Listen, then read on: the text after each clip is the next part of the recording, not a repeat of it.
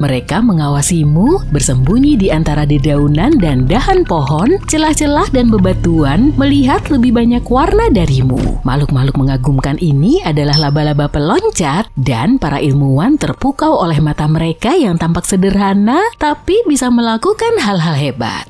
Laba-laba peloncat merupakan famili laba-laba terbesar dan mereka sangat mengandalkan penglihatan sebagai indera utamanya. Itulah kenapa mata mereka berfungsi seperti teleskop mini yang memungkinkan untuk melihat warna serta detail yang luar biasa. Hal menakjubkan lain dari mata mereka adalah mampu bergerak secara independen. Fitur ini memungkinkan mereka memperkirakan kedalaman hanya dengan satu mata.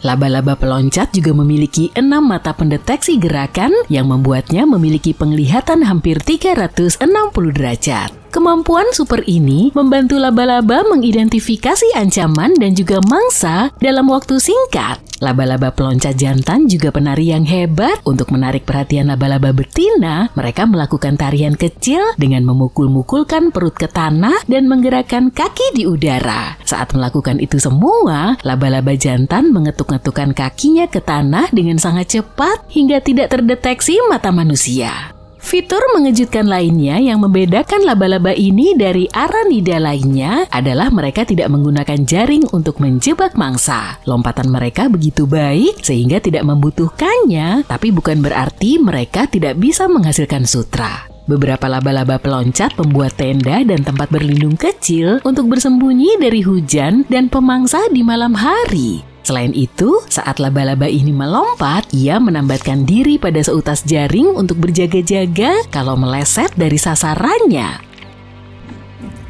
Cacing beludru terlihat jinak dan lembut, tapi mereka hewan karnivora yang aktif dan berbahaya. Mereka lebih suka memangsa invertebrata kecil seperti rayap, laba-laba kecil, dan kutu kayu. Tapi hal paling keren dari makhluk ini mungkin adalah cara mereka menangkap mangsanya, yaitu dengan menyemprotkan lendir lengket dari mulut tabung mereka. Astaga, lendir ini menjerat mangsanya dengan sangat efektif sehingga tidak ada kesempatan melarikan diri. Kemudian cacing ini mengeluarkan air liur yang melunakkan mangsanya.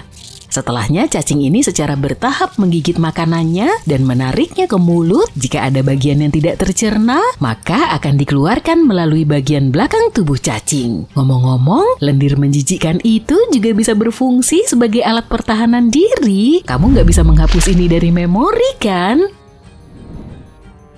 Salamander adalah makhluk yang luar biasa. Jika amfibi ini kehilangan jari kakinya, itu akan tumbuh kembali. Jika ada yang memotong secuil bagian jantung atau bahkan sumsum tulang belakangnya, ia akan beregenerasi. Salah satu salamander yang paling terkenal adalah axolotl yang ditemukan di danau dekat Mexico City. Makhluk ini adalah Peter Pan sejati dari dunia salamander. Bahkan salamander dewasa sepanjang 30 cm yang sudah bereproduksi memiliki ciri khusus dari fase mudanya di seluruh siklus hidupnya. Sebagai contoh, insang yang menonjol dari bagian kepala hewan ini merupakan sisa dari fase larva. Para ilmuwan berupaya mengungkap misteri di balik kemampuan regenerasi salamander yang luar biasa. Mereka menemukan bahwa molekul-molekulnya entah bagaimana memerintahkan sel-sel axolotl yang terluka untuk berkembang dan bergerak, yang seringkali memulihkan anggota tubuh dalam proporsi dan ukuran yang tepat. Regenerasi semacam itu mungkin terjadi hingga ke bahu dan terlihat seolah-olah hewan itu menumbuhkan bagian tubuh itu untuk pertama kalinya.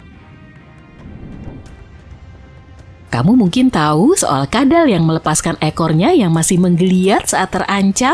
Mereka melakukannya untuk mengalihkan perhatian predator. Tapi Tripang membawa strategi ini ke level yang lebih baik. Ketika terkejut, beberapa makhluk ini menembakkan zat lengket dan lembut dari ujung belakangnya. Dan zat itu sebenarnya adalah organ. Sekilas jalinan tubulus ini terlihat seperti usus, tapi sebenarnya ini berevolusi dari sistem pernapasan makhluk ini. Sama seperti ekor kadal, organ ini beregenerasi setelah Tripang melepasnya. Para peneliti menganalisis seluruh genom Tripang untuk mengetahui mekanisme yang digunakannya untuk mencapai prestasi luar biasa ini. Mereka percaya protein tertentu mungkin berperan dalam mengeluarkan organ itu. Mereka juga menyimpulkan bahwa protein Sutratubulus Tripang tidak memiliki urutan asam amino yang sama dengan sutra laba-laba.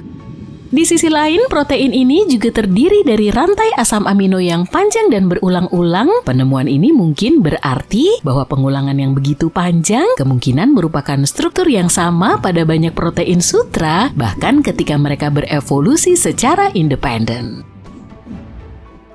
Apa yang kamu bayangkan ketika aku mengatakan udang? Benar, makhluk kecil dan simpel. Tapi ada satu keajaiban kecil di luar sana yang disebut udang pistol yang begitu kuat sehingga bisa memusnahkan mangsanya. Udang pistol juga dikenal sebagai udang gertak. Mereka ahli dalam menciptakan sesuatu yang tampak kekanak-kanakan dan juga tidak berbahaya, yaitu gelembung.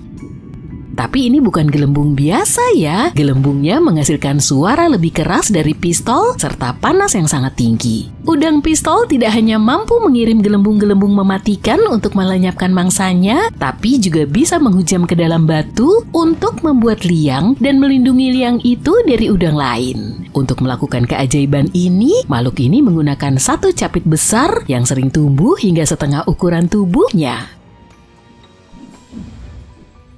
Kadal penyerap kelembapan seperti kadal berduri Australia punya satu kemampuan luar biasa yang membantu mereka bertahan hidup di daerah sangat kering. Kadal ini memiliki struktur kulit khusus dengan saluran kapiler kecil di antara sisiknya yang tumpang tindih. Hal ini memungkinkan kadal untuk mengumpulkan air di dalam saluran kapiler ini untuk membawanya ke mulut untuk ditelan. Hewan ini bisa mendapat air dari sumber apapun yang tersedia, seperti air hujan, embun, genangan air, pasir lembab, dan bahkan kondensasi pada kulit. Volume air yang dibutuhkan hewan ini untuk mengisi kapiler kulitnya hanya sekitar 3% massa tubuhnya.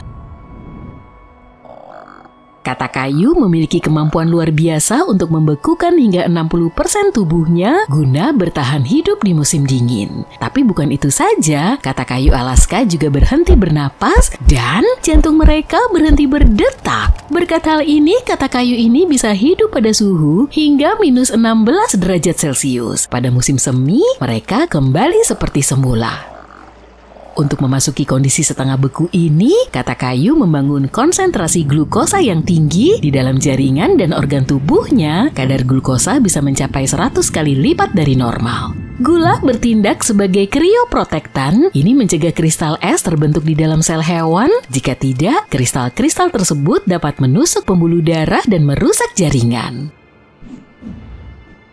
Beberapa spesies ikan Antartika memiliki protein anti beku khusus dalam darah mereka. Tanpa protein ini, mereka tidak akan bisa bertahan hidup di perairan dingin Samudra Selatan yang mengelilingi Antartika. Hampir tidak ada ikan yang bisa hidup pada suhu sekitar minus 2 derajat Celcius, tapi protein anti beku ini mengikat kristal es dalam darah ikan yang mencegah kristal tumbuh di sana dan merusak sel dan jaringan. Para ilmuwan percaya setelah berinteraksi dengan protein, kristal es dapat berpindah ke limpa ikan dan akan tetap tersimpan sampai ikan membuangnya. Masih belum jelas bagaimana hal itu terjadi. Mungkin kristal-kristal ini mencair dan adaptasi yang luar biasa ini menjelaskan kenapa ikan-ikan ini membentuk sekitar 90% biomasa ikan di wilayah tersebut.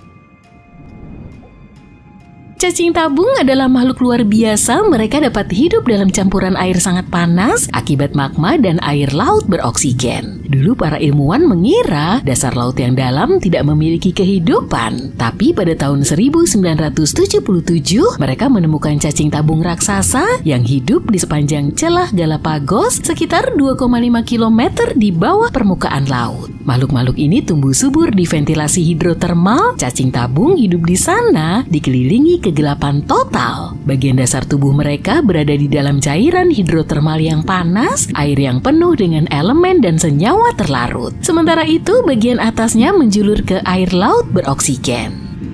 Cacing tabung dapat mencapai panjang lebih dari 2 meter dan tidak memiliki sistem pencernaan. Tabung putih panjang mereka berakhir dengan bulu-bulu merah yang penuh hemoglobin dan bulu-bulu tersebut berfungsi seperti insang mengedarkan oksigen, hidrogen sulfida, dan karbon dioksida. Di dalam cacing tabung ada bakteri yang memproduksi karbohidrat dan protein. Bakteri ini memberi makan diri mereka sendiri sekaligus si cacing tabung. Ikan buntal bisa mengembang hingga ukuran yang sangat besar, lebih dari 2 kali lipat ukuran aslinya. Masalahnya, ikan yang berenang lambat tidak selalu mampu melarikan diri dari predator karena keterbatasan kecepatannya. Tapi ikan buntal memiliki perut elastis yang bisa mengembang dengan air jika merasa terancam. Menariknya, sepupu ikan buntal memiliki duri, bukan sisik, yang muncul saat mereka mengembang. Ini membuat mereka terlihat sangat mengancam, tapi terkadang ikan buntal mengembang hanya untuk meregangkan otot-ototnya. Bagaimanapun, mereka dapat mengembang hingga lebih dari 2 kali ukuran aslinya.